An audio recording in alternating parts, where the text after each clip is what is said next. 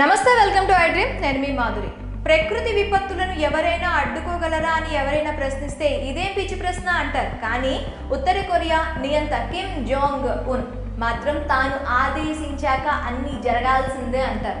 కాదని ఎవరైనా నిర్లక్ష్యం చేస్తే ఏకంగా మరణశిక్ష ఎదుర్కోవాల్సిందే. తాజాగా ఉత్తర కొరియాలో వరదల్ని ఎదుర్కోవడంలో విఫలమయ్యారని ఏకంగా 30 మంది ప్రభుత్వ అధికారులకు మరణశిక్ష విధించాడు కిమ్ జోంగ్ ఉన్.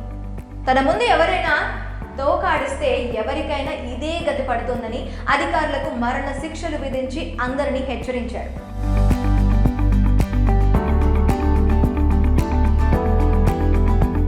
ఉత్తర కొరియా ప్రజలు నియంత్ కిమ్ పాలనలో అష్టకష్టాలు పడుతున్నారు. అతడు తీసుకునే నిర్ణయాలు, విధించే శిక్షలు ప్రజలను తీవ్ర ఇబ్బందులకు గురి చేస్తున్నట్లు గతంలో మానవ హక్కుల సంఘాలు ప్రపంచానికి తెలిపాయి.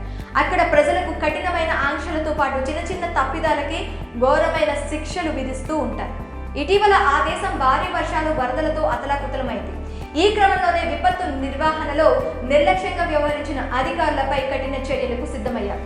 దాదాపు 30 మంది ప్రభుత్వ అధికారులకు మరణశిక్ష అమలు చేయాలని కిమ్ ఆదేశించినట్లు సమాచారం. ఈ మేరకు పలు అంతర్జాతీయ మీడియా కథనాలు వెల్లడించాయి. అవినీతి, విధుల్లో నిర్లక్ష్యం వ్యవహరిస్తున్నారన్న కారణంతో 20 నుంచి 30 మంది ప్రభుత్వ అధికారులకు గత నెల మరణశిక్ష విధించినట్లు దక్షిణ కొరియా మీడియా ఓ కథనంలో వెల్లడించింది. ఆ తర్వాత కొద్ది రోజులకే వీరికి మరణశిక్షను అమలు చేసినట్లు తెలిసిందని ఆ కథనంలో పేర్కొంది.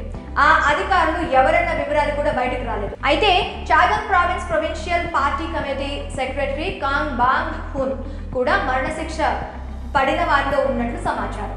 ఉత్తర కొరియాలో జూలై, ఆగస్టు మధ్య ఉత్తర కొరియాలో గత కొన్ని రోజుల పాటు భారీ వర్షాలు కురిశాయి. దీంతో సంభవించిన వరదల్లో అనేక ఊర్లు కొట్టుకుపోయాయి. ఈ విపత్తులో దాదాపు 4000 మంది ప్రాణాలు కోల్పోగా వేలాది మంది నిరాశ్రయులయ్యారని సమాచారం. వరదల సమయంలో స్వయంగా కిమ్ రంగంలోకి దిగి విపత్తు ప్రదేశాలను పర్యటించారు. మోకాలు లోతు నీటిలో కిమ్ కార్ డ్రైవ్ చేసుకుంటూ వెళ్లడం, బోట్లో వెళ్లి సహాయక చర్యలను పర్యవేక్షించిన ఫోటోలు సోషల్ మీడియాలో వైరల్ అయ్యాయి. కిమ్ రాజ్యంలో ఎవరైనా నిబంధనలు ఉల్లంఘిస్తే శిక్షలు చాలా కఠినంగా ఉంటాయి. వాళ్ళు ఎంత పెద్ద అధికారులైనా కిమ్ జోంగ్ ఉన్ ఆదేశిస్తే జీ హుజూర్ అనాల్సిందే. 2019లో అప్పటి అమెరికా అధ్యక్షుడు డొనాల్డ్ ట్రంప్ తో కిమ్ జరిపిన చర్చలను సరిగా సమన్వయం చేయనందుకు గాను కొరియా ఆనూల్ రాయబారి కిమ్ హుక్ చోల్ కు మరణదండన అమలు చేశారు. కిమ్ నియంత్రణత్వ కథలు వింటే ఎవరికైనా ఆశ్చర్యం వేయక మానదు. ప్రజల ఆహార్యం దగ్గర నుంచి వారి మేకప్, ఇతర అలవాట్లను కూడా దేశాధినేతే నియంత్రిస్తుంటే పరిస్థితి ఎలా ఉంటుందో అంచనా వేయడమే కష్టంగా ఉంటుంది.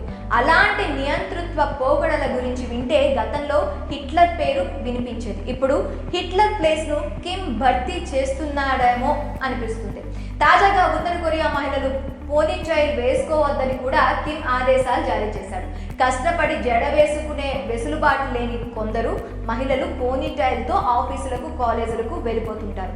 అలా మహిళలు పోనీటైల్ వేసుకోవడంపై కిమ్ జోంగ్ నిషేధం విధించాడు.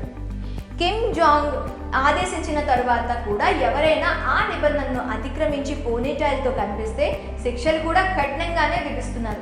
ఎవరైనా పోనీటైల్ వేసుకొని కనిపిస్తే ముందు వారికి పూర్తిగా గుండు గీసేస్తారు. ఆ తర్వాత ఆ వ్యక్తికి 6 నెలలు జైలు శిక్ష విధిస్తారు.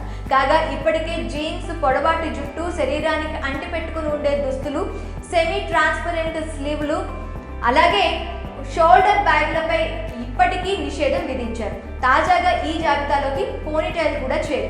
కొన్నాళ్ల క్రితం కిమ్ తీసుకున్న నిర్ణయం ప్రపంచవ్యాప్తంగా చర్చనీయాంశంగా మారింది.